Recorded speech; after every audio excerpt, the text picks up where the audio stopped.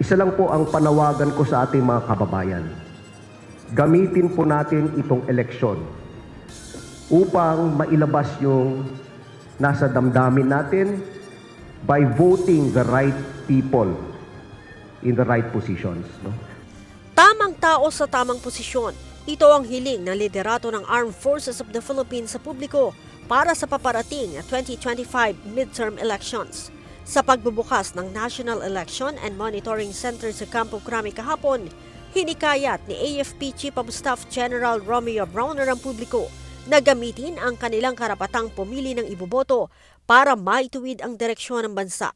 Gamitin natin yung boses natin, yung kaisa-isang boto natin para maituwid po yung gusto nating maituwid sa ating gobyerno, sa ating society. No? Let us use this, let us use our right of suffrage in the proper way. Gamitin po natin yon para maituwid natin yung direksyon ng ating bansa at yung future ng ating mga ng ating bayan at ng ating mga kababayan. Sa ngayon, marami silang naririnig na reklamo kaugnay sa problema ng bayan, kung saan mayroon aniyang nakakaisip ng military junta bilang solusyon. Naririnig naman po natin na maraming mga complaints. Maraming problema ang ating bayan. Ang iba po, ang iniisip nila na solusyon ay magkaroon ng military coup d'etat or military junta. Hindi po yun ang solusyon. Ito pong eleksyon, dito po tayo magtuon ng pansin, ayusin natin yung eleksyon natin. Kaugnay nito, tiniyak naman ni General Browner na handa ang AFP sa pagbibigay ng seguridad sa paparating na halalan sa pamamagitan ng paglaban sa mga peace spoilers. Sa simula pa lang po ay ginagambanan na natin yung iba't ibang mga activities natin. Katulad po ng pag-address natin sa mga private armed groups, yung pong pag-address natin sa mga peace spoilers, pati na rin po dun sa pag-address natin dun sa tinatawag ng New People's Army na permit to campaign and permit to win. No? So yun po yung mga, doon po kami nakafocus ngayon bago po yung election. Siniguro din ng pamunuan ng AFP ang pag-secure sa mga election materials sa kasagsagan at pagkatapos ng halalan. Palalakasin din aniya nila ang intelligence gathering laban sa mga kandidato na posibleng may impluwensya mula sa ibang bansa. Tinitingnan po natin yung mga kandidato. No? Lahat po ng mga kandidato. Tinitingnan po natin yung kanilang background. So meron po tayong background check.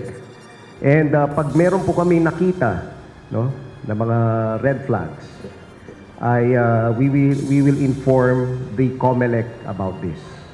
Dahil nga po, ayaw natin maulit yung nangyari nung nakarang eleksyon na may mga nakalusot na mga kandidato. So we are in collaboration with the PNP and also with the COMELEC to make sure na we will prevent these kinds of things from happening again. So pinaigting po natin yung ating intelligence operations. Ang PNP naman, palalakasin ang cybersecurity laban sa paggamit ng artificial intelligence sa pagpapakalat ng fake news para impluwensyahan ang mga botante. We anticipate na yung report po natin what will happen kung may mga fake news coming from the foreign countries dictating the tempo ng ating election. That's one thing, the problem. And we're looking also of using AI to combat po. Not them using AI against us, but us using AI to preserve po yung election po natin. Makikipagtulungan din ng PNP sa COMELEC para mapigilan ng vote buying gamit ang money transfer at e-wallet.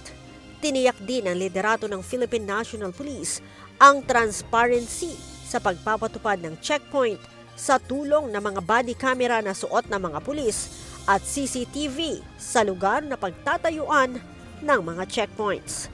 Leia Ilagan, UNTV, News and Rescue. Diyos ang aming sandigan, serbisyo publiko ang aming pinahahalagahan.